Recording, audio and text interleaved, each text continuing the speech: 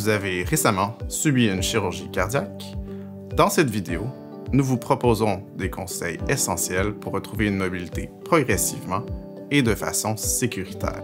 À la suite d'une chirurgie cardiaque, il est important de bouger tout en respectant vos nouvelles contraintes. Se lever et se mobiliser le plus tôt possible après votre opération vous permettra de retrouver vos capacités et votre autonomie plus rapidement, activer la circulation du sang, prévenir les problèmes circulatoires et respiratoires, diminuer le risque de plaie de pression, augmenter votre appétit et diminuer la constipation reliée à la prise de médicaments opioïdes contre la douleur.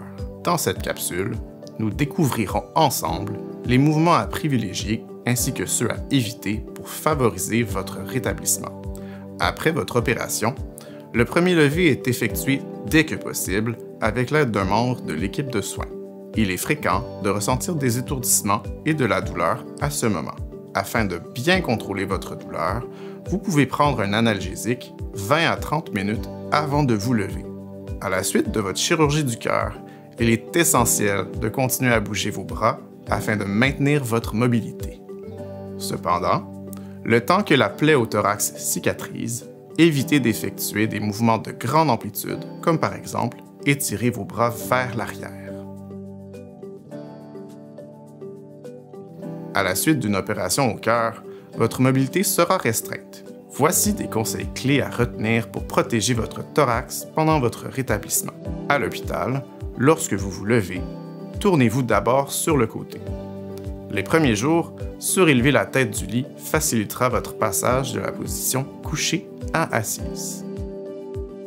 Par la suite, lorsque votre force et votre confort augmenteront, entraînez-vous à ajuster la position du lit en le baissant en préparation pour votre retour à la maison.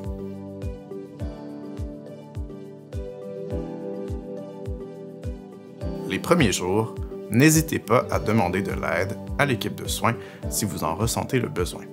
Évitez qu'on vous aide à vous asseoir en tirant sur vos bras, car cela met une pression inutile sur votre thorax. Enfin, si vous souhaitez vous remonter dans le lit, commencez par baisser la tête de lit, puis pliez vos jambes et poussez avec vos jambes contre le matelas. Ne tirez pas sur les bords du lit avec vos bras pour vous remonter, au risque de tirer sur votre plaie. Si nécessaire, sollicitez de l'aide auprès du personnel soignant. Dès que votre condition le permet, levez-vous régulièrement.